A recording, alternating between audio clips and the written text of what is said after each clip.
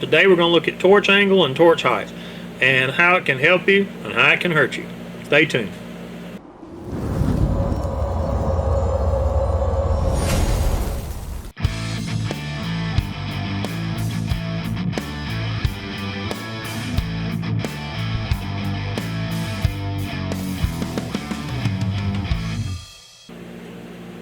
So let's talk about torch angle on aluminum.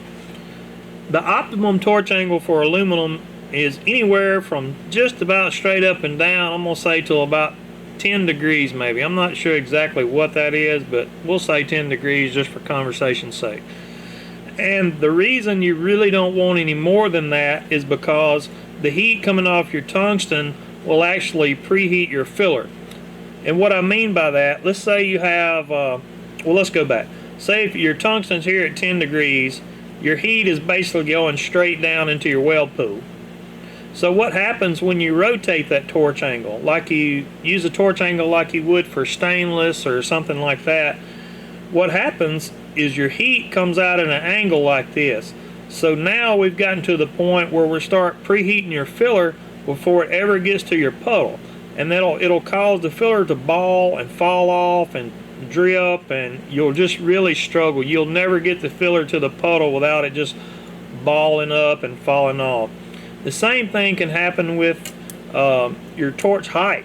Your torch height gets your arc cone will get a little bigger, and you'll start melting your filler before you get to your weld pool.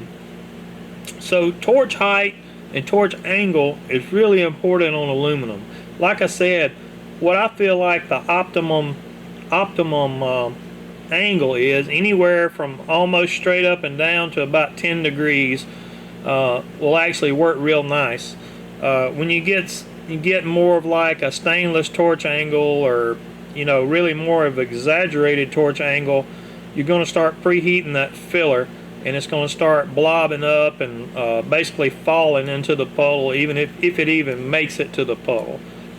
Alright, so we've taken a look at that now, so let's go get some arc shots of some bad torch angles, and then we're going to get some arc shots of some proper torch angles, so you have something to compare it to. So if you look at this one, this is a really bad torch angle. The puddle doesn't want to start really well, and if you'll kind of notice your heat looks like it's just kind of sitting up on top of the puddle. Just did a video on getting full penetration, and you won't get any penetration at all with a torch angle like this. This is something really to stay away from on aluminum. Alright, we're going to start raising our torch height here. Bad things start happening here. Filler heats up. We're inducing contaminants into the puddle. As soon as I start going back down with it, everything starts cleaning right back up like it should. Really kind of want to stay away from that.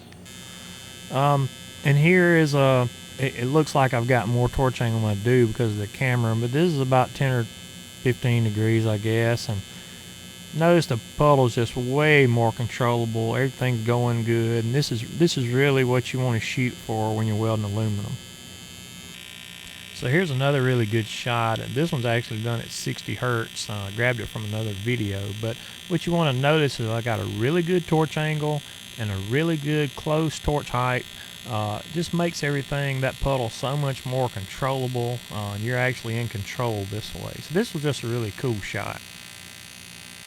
Okay, so here's a shot of a fillet weld I did, which I'm shaking pretty bad on this one for some reason, but that torch angle and the torch height is very important no matter what weld you're making on aluminum. And I mean, it is a necessity to keep that good torch height and torch angle if you want to be in control of these puddles.